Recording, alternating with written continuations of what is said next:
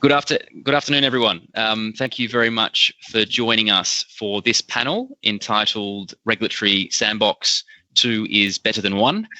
My name is Adrian Fisher. I'm a technology partner with Regulators, and I've got the privilege of facilitating this discussion with a number of our very esteemed fintech founders here in Singapore who've been through the regulatory sandbox process. Before we kick off and introduce each of the panelists, just to paint the scene for those of you who may not be familiar with the Singapore Sandbox. In 2016, the Singapore government and the MAS launched a framework which they called the Sandbox, which allowed for fintech companies to effectively test their products, their business line in a safe space, subject to certain restrictions prior to a full launch. So really with the idea of testing an innovative solution, making sure it was safe and ready to go before letting loose on the market. So that sandbox has been in place for 4 years, and we've got a couple of founders here who are at the very early stage of that process. Then last year, the MAS released a second sandbox, which is intended to complement the initial regulatory sandbox, and this sandbox is called the Sandbox Express. And effectively, what the government thought was that to expedite the process for certain companies who fulfill certain criteria, they would create a kind of off-the-shelf sandbox which you can more easily enter, with the idea of quickening that process to launch your product. So we now have those two sandbox models in Singapore, thus the title of this presentation. So with that background, as I say, we've got a great group of founders who've gone through the sandbox. So with me today, very pleased to have Darius Leo, who's the co-founder and COO for Istock, Ashish Chanda, the CEO and founder of Priscilla AI, and Rahul Banerjee, the CEO and founder of Bondi Value. So thank you all for joining us. Before we get into some specific questions, I thought it'd be worth each of you in introducing yourselves and also your journey through the sandbox. So perhaps we'll start in kind of sequential order of when you entered the sandbox. I think Ashish, probably you were the earliest. So can I hand over to you to introduce yourself and your journey? Sure. Thanks a lot, Adrian, over there. So just to introduce myself, I'm Ashish, the founder of Priscilla AI. Priscilla AI is a digital private wealth platform, and we got into business as a tech company about 5 years ago, Jan 2016, and we then incorporated financial services entities by taking licenses in a couple of countries, mainly Singapore, Hong Kong, and India. And in Singapore is the first country where we went into the sandbox, and I think we were the second company after Publicity to enter that. So we started our sandbox sometime in 2017 and were there for almost a year. And our whole business model evolved from somewhere being a robo-advisor or a private bank to being more of a digital private wealth platform. And evolved as we exited the sandbox or graduated from the sandbox. It evolved multiple fold. So happy to talk about that in due course, but letting everyone do some stuff. Great, thanks Ashish, and great to have you. Darius, I might turn to you because I think you're kind of next in sequential order in terms of entering the sandbox. Be great if you could introduce yourself and your journey. Thanks, Adrian. I'm Darius Liu. I'm the co-founder and COO of Istock. Istock is the world's first integrated issuance, custody, and trading platform for digitized securities. And now through our next generation regulated platform, Istock is bringing exciting and hard to reach private investments to much wider investor base. So we're pretty excited about that. We entered the sandbox in May of last year. Took us about 9 months, and we exited with CMS and RMO license together in our entity in February this year.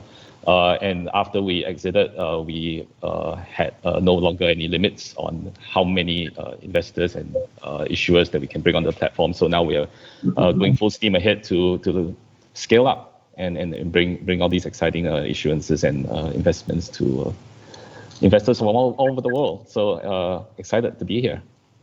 Great, thank you, Darius, and Rahul. Turning to you, and I think you're probably the only one here who went through the Express process most recently. So it'd be great if you can introduce yourself and your journey. Sure, Adrian. Thanks. I'm Rahul Banerjee. I'm the founder of Bond Value. We are the world's first fractional bond exchange. So our focus is to allow everyone to buy bonds in a denomination which is $1,000 instead of the typical $200,000. We went into the Sandbox Express in October of 2019, and we graduated 1 year later. And as you said, we were the first in the Sandbox Express, first to also graduate from the Sandbox Express. Great, thank you, Rahul. I should say before we kind of get into the questions that there is a Q&A functionality. So if anyone watching this wants to ask a question or raise a comment, please do so, and we can address that live as we go. So firstly, the first topic I wanted to touch on is, I guess, the process of entering the Sandbox, and what drove each of you to go into the Sandbox, and perhaps what the experience was like when you were entering the Sandbox. I think one contrast between the Sandbox in Singapore and, for example, in the UK, is that there actually aren't that many people who go into the Sandbox. In the UK, the way the Sandbox works is every year there's a cohort of 20 or 30 companies who get Sandbox, whereas here, at the moment, if you go on the MS website, it looks like there's really only 3 entities currently in the Sandbox and 3 in the Express. So it seems to be a bit more selective. So be great to get your views on entering the Sandbox. Ashish, I might start with you as, I guess, the first mover here. Thanks, Adrian. So I think you're right. Your observation is right. So in our experience, when we were entering the Sandbox, it's almost like you're getting ready for like a full-fledged exam in a year's time, and you need to pass a prelim test, at least to see if you qualify at least the basic criteria, so that you can grow up in the next, let's say, 9 to 12 months to pass that exam. So think of it as that way. So it's like a preparatory period of 3 to 4 months where you liaise with the regulators. And in that time, I think MAS assessed what we are trying to do. Is there enough of innovation? Are the business processes in place or likely to get in place? What are the key risks? What happens if you don't graduate? So all those kind of assessments are done, and that takes at least it took for us 3 to 4 months, probably I think 5 months. But that was when we were the second firm in the Sandbox. So clearly there was learning on both sides. I remember there were PhDs from our team, PhDs from MAS discussing algorithms, went into code level due diligence. That took time. So I think it's the relatively more selective approach I think that MAS has, which has its pros and cons. On the pros, it's a lot more. It gives you a lot more comfort that once you're in the Sandbox, your ability to graduate from that, when you're finishing, is very high. But at least at the same time, the bar is set higher than maybe what UK or other countries set it at, which I think is good because it gives you a good preparation time even before entry into the Sandbox, which works out quite well, I think, in the due course. So 3 to 4 months of licensing at that time, and then leading to a 9 to 12 month process. Yeah. So I like that analogy of preparing for the exam, although it sounds like you're kind of writing the exam, given the level of involvement. I mean, when you say that you had your PhDs on the other side, really diligencing, what you were doing, was that, I guess, what was the objective there? Was it about determining whether the MAS, thought that you had what it took to exit, or was it about identifying that you were innovative enough, in terms of meeting that criteria of the Sandbox, or something else? Yeah, so I think it was more on the innovative enough part, because the key question you have to answer is, why not a normal license right away? And there are two aspects to that. So one aspect is, are your business processes, your teams, the people, everything well set enough? And second, is your business model innovative enough that it cannot fit into the current regime? So in our case, it was quite interesting because we happened to have taken a normal license in Hong Kong for a very reduced part of our product. So we had, let's say, the whole robo-advisory product and the private wealth product. And for a subset of that, we said that let's just go and take a normal license and start business. Because the other discussion we had that day that, in a startup, you lead a dog's life. So each month counts for 7 months. So we're like, if it's a 3 to 4 month period, it basically means 3-4 months of burn rate. It basically means 3-4 months of less traction, 3-4 months of getting more abuses from venture caps. Why is your growth rate not here versus there, et cetera, et cetera. So in order to make sure that we at least start business, you go and take it. In which case, we also had to then justify that why exactly for a product as is, why we need a sandbox and not a regular license regime. And the good thing is that that's where MAS was very, very receptive. And because we were among the first ones, so we even went into board level reviews to see how the algorithms work, what are the risks, because we were not willing to restrict ourselves to accredited investors universe. We wanted to go retail.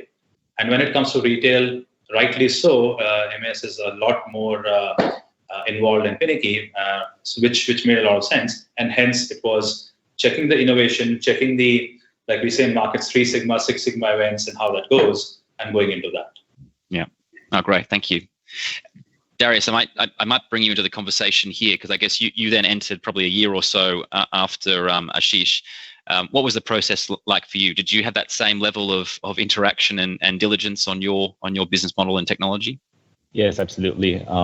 We run our Istock platform built on the foundation of blockchain and smart contract technology. So this is a new thing for the MAS, especially when it comes to the securitized tokens. So there's a lot of learning involved on both sides. A lot of co-creating new regulatory regimes almost, right, on how MAS or regulators should look at digitized securities because it's never been done. So that process was a very collaborative one, I might say, but it did take a long time because there's a lot of new ground to break. And some of these touch on existing regulations and how our business model and the technology fits into the current regime. So we took about upwards of 4 to 5 months, similar to Ashish, to get into the sandbox from the point of application. And the application does feel like a fully fledged license application. It did really feel like that. And I believe that is the right approach. I want to just bring you back to when you say, the UK or other regimes, they have sandboxes that let 1,000 flowers bloom. It may not, well, the jury's still out, right? But to me, it may introduce an unacceptable level of risk into the system when it comes to, dealing with sandbox entities that have real clients, real issuers, real money, real value at risk, right? And if for whatever reason the sandbox experiment doesn't work out, how are you going to unwind all those things? So having a smaller number of serious players that are shepherded almost through the system all the way up to licensing, I think that is a prudent approach, and we're the beneficiary of that. So thank you to our friends at the MAS. Yeah, and I think it shows, I guess, a real objective of making sure that real businesses are created, as evidenced by the fact that you're all out of the sandbox and still still operating. So well done to each of you. Rahul, so I guess you took a slightly different approach, right? Because you ended up in the Sandbox Express. What was your journey like in terms of entering the sandbox? We were a cusp-ish case. When we applied to the regular sandbox, the old regime, and then when the new regime came up, we had a choice to persist with that or go into the new regime. So we did have a bit of both worlds. I think the principles remain the same. That are you innovative enough? And I think what it does is, if I look at all our business models, we were, highly innovative. I think all of us have world's first in some aspect of our focus areas. So the confidence that not only others get, but also you as a team get, that you now know that, you comply with the laws, that it all works, and you can test the systems. The technology challenge has to be married to the security laws, and both have to fit harmoniously with each other.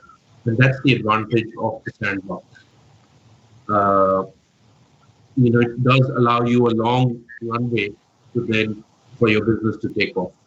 So on balance, similar process and similar thoughts. Yeah.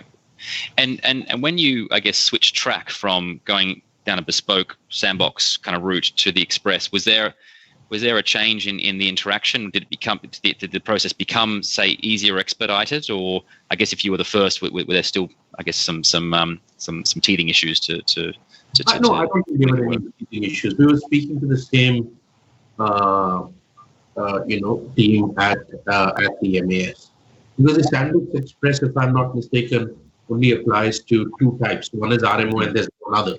Yeah, so, in insurance brokers. Yeah. So it does look at those two. It only applies to that subset. Yeah, understood. Okay, great. So once you got into the sandbox, I'm interested to know what you got out of it. What were the features of the sandbox process that helped you the most? Darius, I might start with you. If you can give some highlights. I think the definite time frame of the sandbox is a plus as far as I'm concerned, because to everybody involved in our business, from our users, from our investors, from our shareholders, even to our partners and ecosystem players, having clarity on when you would actually graduate into a fully licensed regime, that is actually pretty important, because the last thing you want is to tell all these partners that you don't really know when MAS is going to get back to you and all that, right? So having that clarity in terms of time horizon, I think that helped us in our business planning, in our cash management, and all sorts of other things, and brought so much clarity to the whole process. So that was one. Secondly, I think being in the sandbox availed us to more resources within the MAS. So we had our friends at FinTech Innovation Group had tip to them that helped us talk about, discuss, bounce off ideas, think about different ways of, applying for certain license exemptions and so on. So all these things are very important for us as well. And having that point of contact who is on your side and wants to help you through the process all the way to full license, I think that's golden as well. Yeah. Rahul, was that your experience as well? What were the things you took from I guess being in the sandbox? For us, the sandbox period was in the midst of COVID, so it was a particularly trying and testing time. And as the fintech team, both on the innovation side and on the supervisory side, they were both very responsive, were there to assist and help in the journey. So my gratitude to them. The other thing that the sandbox does is it does allow you to speak to and integrate with institutional players, right? Imagine, like we needed a custodian, and we are one of the world's largest custodians who custodizes our cash and bonds. Now, had we not been in the sandbox, we could not have onboarded with them and done real transactions. So it does allow you to, work with other financial institutions who, in normal circumstances, would only onboard other financial institutions. So it does give you like some privileges, which obviously the counterparty has to investigate, and allows you to get your business off the ground. Otherwise, in a normal process, right, you can only start conversations once you get the license. So that's one of the advantages of being in the sandbox.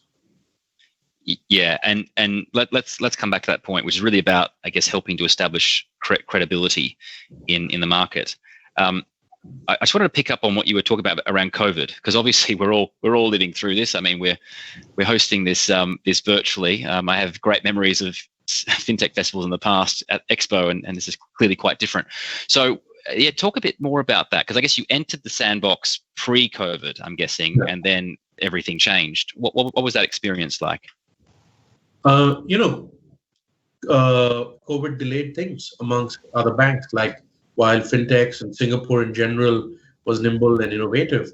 If you're dealing with a financial institution that, and if I may, sorry for being controversial, who's not allowed to use WhatsApp, who did not have access to, teleconferencing, was forbidden to do Zoom, things could slow down, and they did.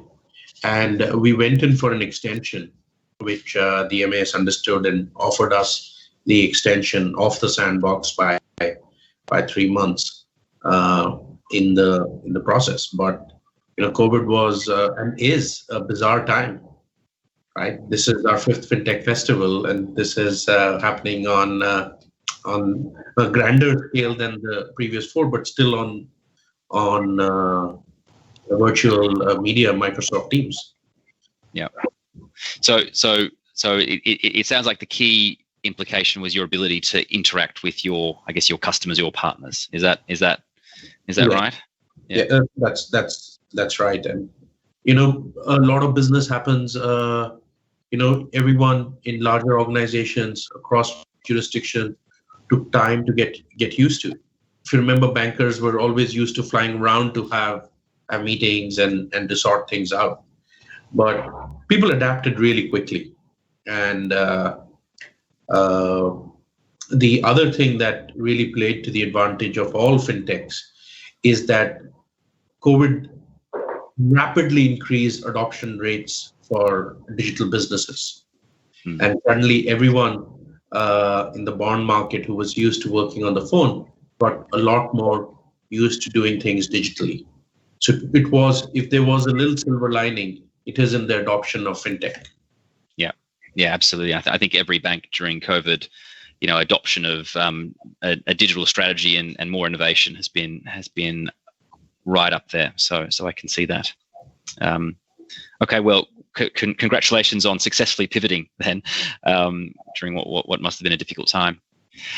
So Ashish, I might turn to you, and I guess it'd be good to hear your thoughts around what you got out of the Sandbox, and maybe touching on that credibility point, because I do recall when the Sandbox was announced, there was a lot of fanfare about it, and then there was a lot of waiting with bated breath to see who the first companies were who would go into it. So I guess as one of the early movers, how did you find that experience? What did you take away from it? So 2 things. So one is the customer side, and one is the regulator side, right? So on the regulator side, it's like when you're young and you're dating someone, right? So you're literally wondering, is she evaluating me? Is she being my friend? Or does she really like me? And what's happening? You're always, trying to be your best, but you still don't know if the other person is kind of judging you every now and then or really helping you. So when I asked MAS this thing, they said that, dude, you don't have to worry about it. You don't need to engage Deloitte or BCG or McKinsey because we are doing free consulting for you. And in return, you're getting a Sandbox license, and you can get your processes. It gives you credibility and so on, which is right. So in that 12-month period, the main confusion on the customer side was, hey, what is this Sandbox? Because customers didn't really follow it. And they were like, are you MAS licensed or you're not MAS licensed? And we had to put all these disclaimers that we are in the Sandbox, we may not exit, we may exit, blah, blah, blah. There were a lot of that stuff. So customers were like, what the hell does that mean? So what happens to our money, if you guys decide not to take it up, et cetera, et cetera. So that kind of explanation was a lot to be done from our sales teams, just to make sure that individual investors also understand the concept and the implications. So that effectively, let's say, put some kind of onus on us to make sure that, we should exit as soon as possible with a proper license, of course, with the MAS getting full satisfaction. But at the same time, without that regime, without the Sandbox regime, you don't even have that much credibility. So both on the customer side, media side, popularity or marketing side, it adds a lot of value, which MAS was very helpful in giving. But I would still say, I'm still confused. Was it the dating period where they were evaluating or they were really helping? Still don't know that. Yeah, and they'll probably never tell you. So on the customer side, I mean, it's a really interesting point because when you're in the sandbox, there are requirements on you to put certain disclaimers when you're dealing with your customers, and it sounds like you had an experiences where that was a bit of a blocker, I guess, or at least you had to take time to explain it. I guess once you did explain it to customers, were they okay with it? I mean, how was uptake like during that sandbox period? It still did have an impact. So I would say, let's say, imagine if there's a client who wanted to open a $100,000 account with us to manage their investments. I would say they would have gone to like 20,000-30,000 just to say, okay, you'll exit in 1 year, fine. I'll wait for 1 year with 20K and then take it up to 200 later. So it did have that impact, but this was two years ago, 2.5 years ago. So I'm sure by now there's a lot more coverage. Singapore is a fintech nation, so I'm sure there's a lot more people who understand it today. But in the initial first few days, it was a bit of a challenge because we had to explain everything in the sales process. Yeah. Darius, what about on your end when you were in the sandbox and you were looking to onboard customers? How was that process? What blockers did you have? Similar to what Ashish has said, there were definitely a lot of disclaimers and a lot of and some level of education involved on what it means to be a sandbox entity and what there will be all these FAQs about what if you don't exit, then what happens to the customers' monies and so on and so forth. So that whole education process needed to be done. By the time it got around to us, though, because Ashish was literally the second sandbox entity to graduate, right? By the time it got to us, there's a more understanding in the market about the sandbox process and how that can lead to a license with a certain degree of certainty, right? So I think it did help to be a little bit later in the process, and the customers that we dealt with in the sandbox were very receptive to the offerings that we put out during the sandbox. There were certain caps around the number of investors, the total amount of fundraise, and so on. But we were very excited when we launched our first issuance within the sandbox, and within less than a day, everything was gone. Right? It hit the cap and it was gone. So that was encouraging for us, gave us validation that we're doing something right, and the rest is history. So it was a good experience all in all. Just level of understanding was better by the time we got there. Yeah, that's great. And do you find that those customers have been stickier maybe than, I mean, if they kind of joined you at that early stage, have they kind of stuck around as you've grown? Yeah. So we have customers who have been with us through the sandbox. They've subscribed to multiple issuances as we put out more products on the market. So we did first bond. We put out a series of exciting funds of different flavors, hedge funds, logistics funds, and so on, and they participated in each one of those. So very, very excited about that. Yeah, great. Just a quick comment to say, just a reminder: if people have questions, do feed them through. I don't think we've got any so far, but it'd be great to understand what questions the audience thinks. So please send them through. But perhaps now shifting gear to talk a bit around the regulators' involvement. So I think you've touched on it a little bit so far. I mean, it's kind of been described as a dating game, maybe, or at least kind of big brother watching over you in some ways. Perhaps starting with Rahul, how did you find, I guess, the engagement you had with the MAS as you were going through the sandbox? How much did you talk to them? Yeah, what kind of involvement did they have? So there's a regular periodicity of dialogue with them where they are very keen to know what progress you're making. But towards, there's an extensive amount of dialogue and submissions regarding your exit. So that's the second. MAS does invite you to some marketing events during the period. In our case, because our business model is as an exchange, we only deal with banks and brokers, and then they deal with end clients.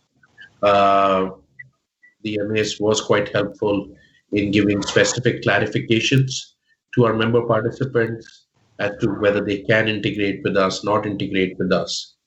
And financial institutions do want to have a word with their own supervisory side. So All in all, there was a lot of interaction. The interaction was in the correct and positive spirit. And our, the gentleman who was our first point of contact throughout this process, Mr. Chua, Ken Chua, he's absolutely, to borrow the question that Ashish had, I never felt that he was evaluating us. He was a true friend, uh, and we always felt that the process was transparent. It was robust. There were things that we wanted that we did not get, but it was always transparent, quick, robust, and friendly. But Rahul, that's the beauty about Ken, right? So that's the thing. On my first date with my then girlfriend, now wife, she bought a shirt for me. And after we got married, she told me that I bought this shirt for you because the shirts you had were pathetic and you need to change your full wardrobe. So it was not a gift. It was positioned like a gift, but it was actually a change of wardrobe that I was prescribed. So Ken is great, but I don't know whether he was changing a wardrobe or was it consultative, but it was fabulous, yeah. I don't know if you're talking about your actual wife or the MAS. And Darius, what about you? I mean, how was your interaction with the MS? What did you find they were the girlfriend? Or did you have a different view of it? I had an extremely happy dating experience. Yeah, it's almost one of those things that it goes back and forth every single day. Quick clarifications. It's nothing super formal. There were formal meetings, of course, and reports and all that. But it was more of like, we're in this together and we want this thing to succeed. So let's talk about it, right? And they may not have all the idea, the answers, because everything is so new, right? Being the first in the market, that's something you have to deal with. And they were upfront about it. It's like, we may not have all the answers. Let's figure this out together.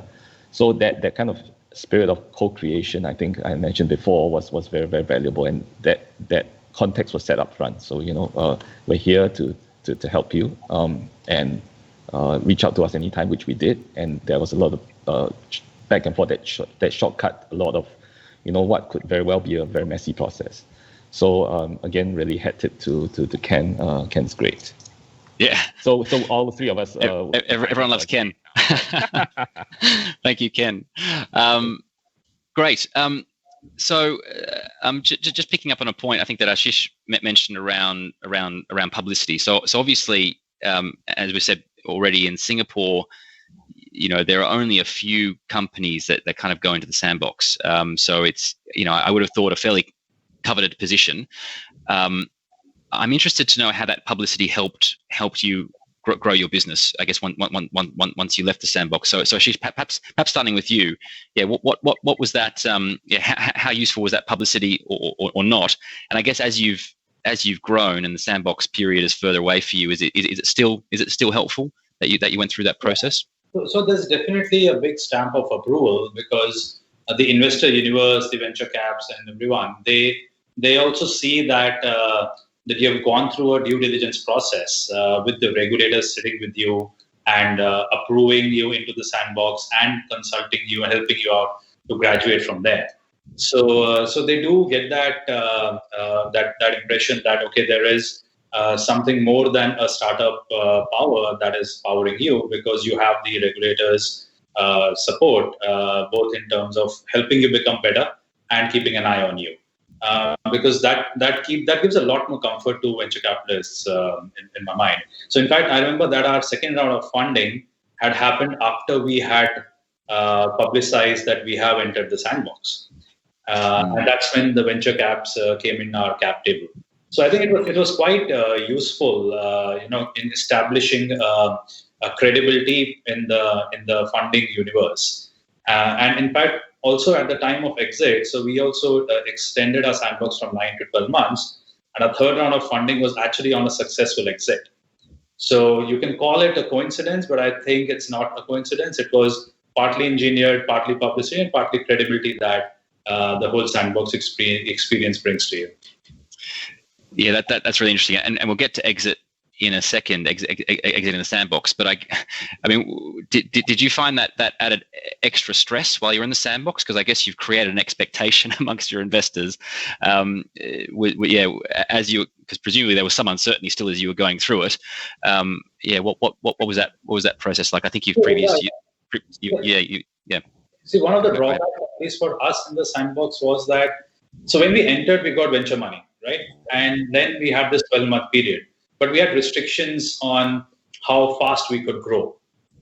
Just the restrictions of the sandbox and the fact that you are under some kind of constant supervision, which is helping you out. So your growth rate does taper a bit than a startup, which is not in the regulated universe. So that effectively brings a little bit more pressure because now you have to sustain with a lower growth rate, justify it to new incoming investors that hey, we were in the sandbox, which is good, but there is also a bad part. So that's so unlike a gaming thing, right? You have a gaming app and you just grow if you grow, right? So those kind of things do happen. But having said that, the publicity like at the entry was great, and it also helped not only on the funding side, but also on the like I said, client side. At least it was some credibility compared to not being licensed at all. Yeah. Darius or Rahul, do you have any comments on that point around, I guess, the impact that it had on your funding opportunities being in the sandbox?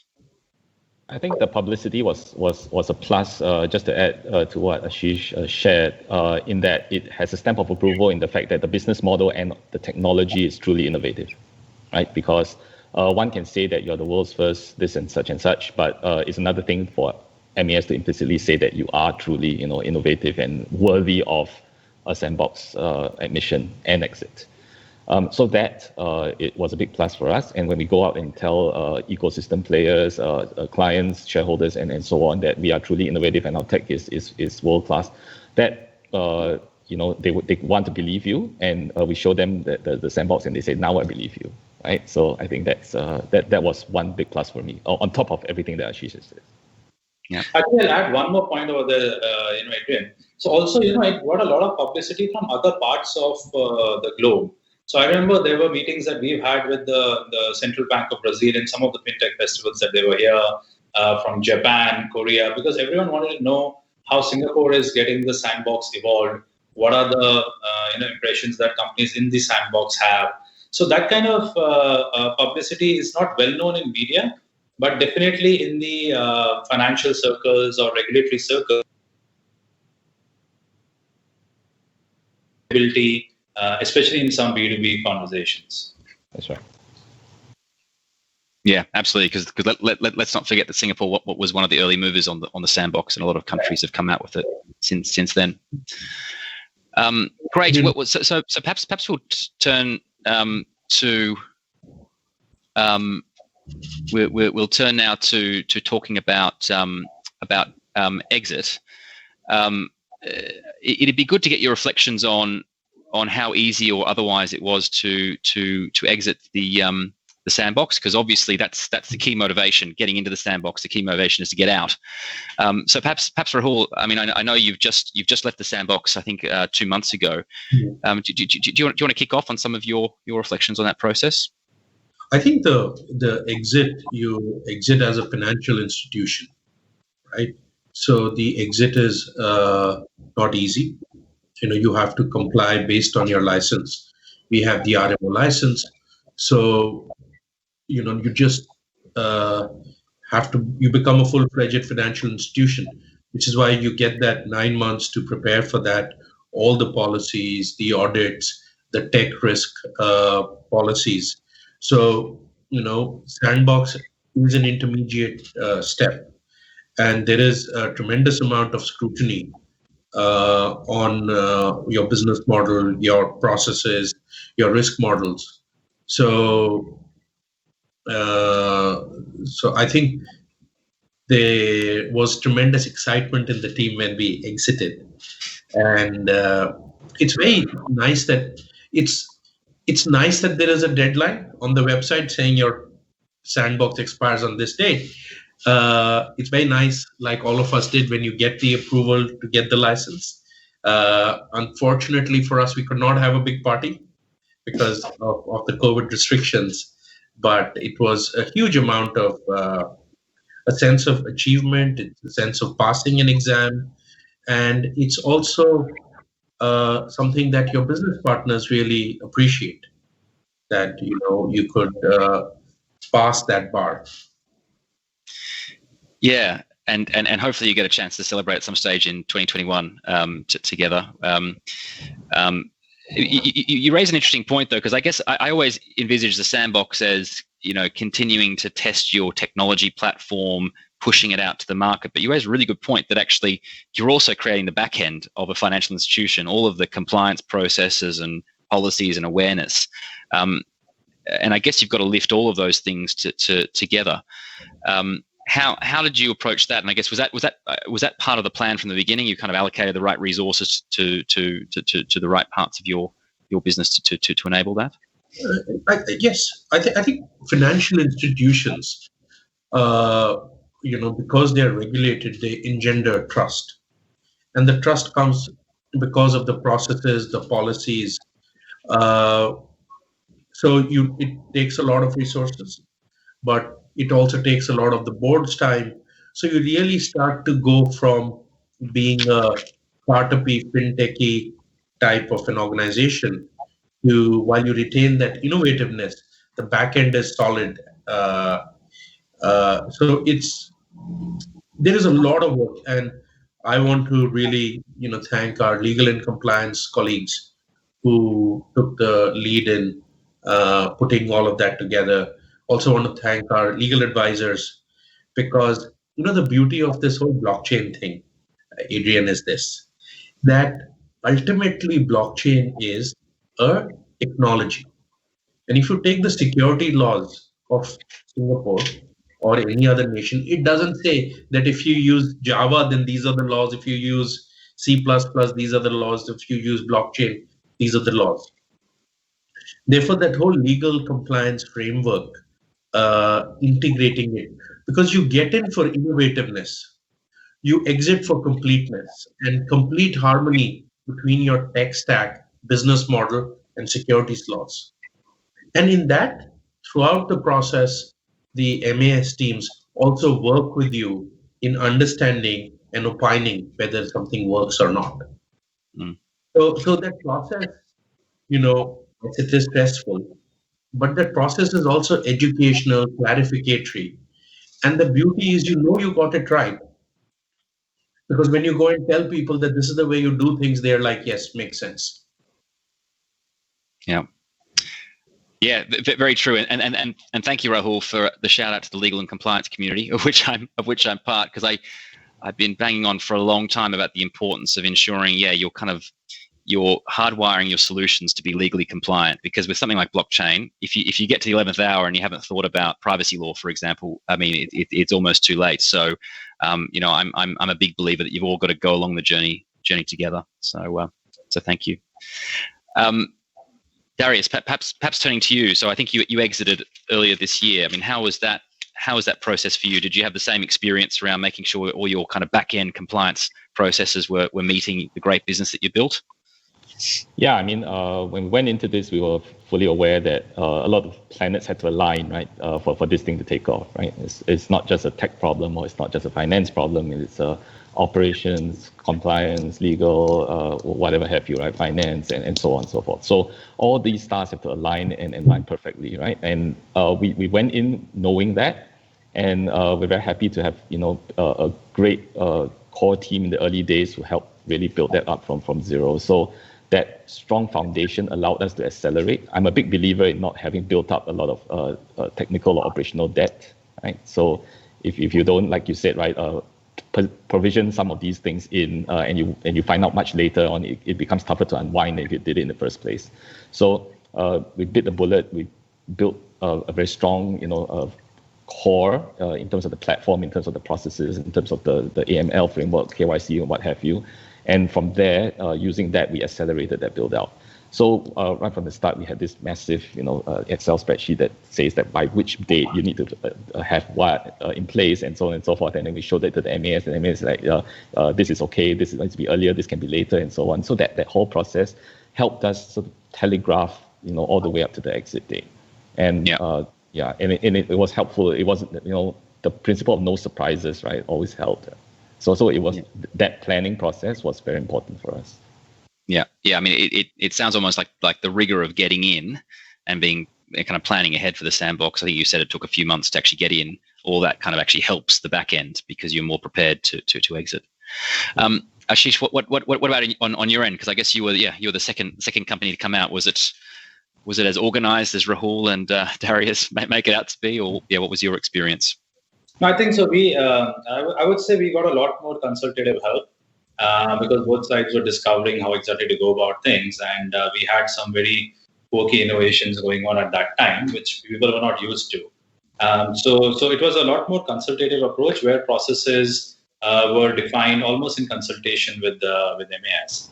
And like Rahul said, right? I like that when you say that because you exit when you have proved completeness, and that's what exactly is the main thing.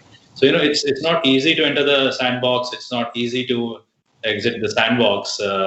It's also not easy to drop out. It's only it's like it's not easy to enter Harvard. It's not easy to exit Harvard. You drop out only if you have Facebook in your dorm room. So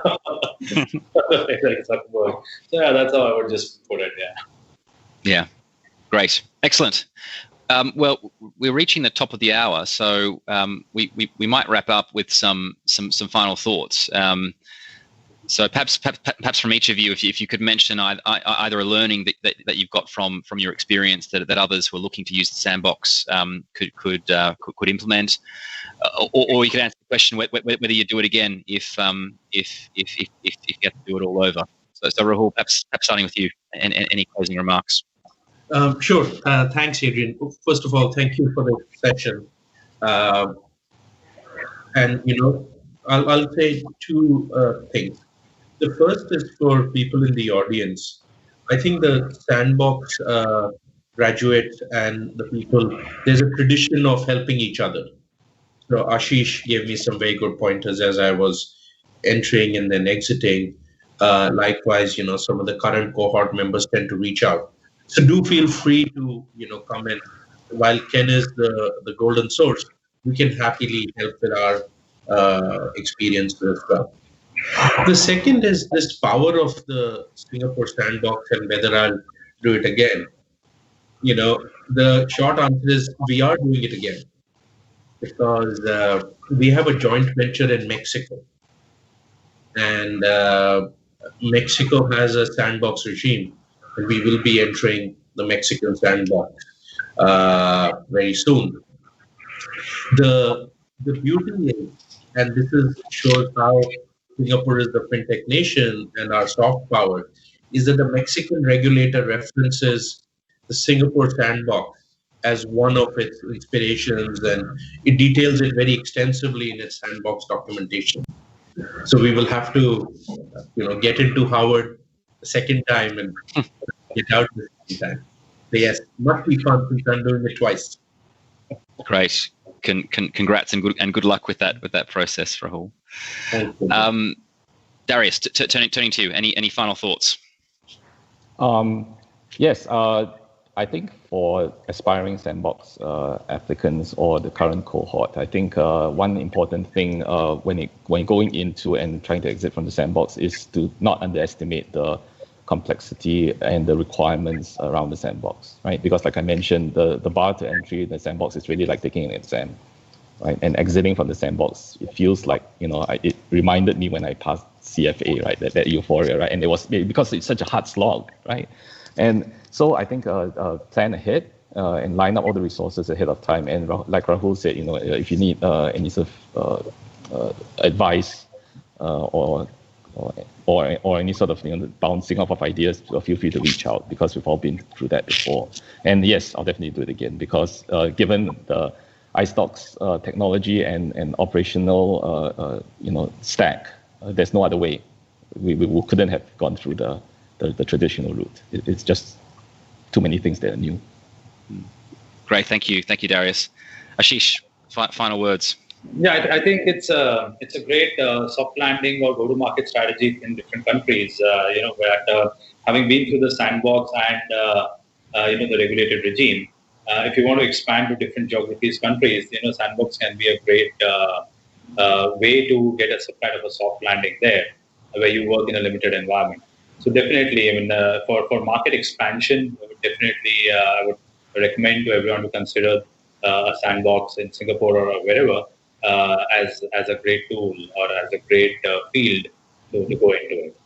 And thanks a lot, Adrian, for giving us time for the session. And like Rahul mentioned, I'm very happy to help everyone out as one of the first, teams to be in Sandbox and exiting to give any pointers, any help that is needed. Great, thank you, Ashish.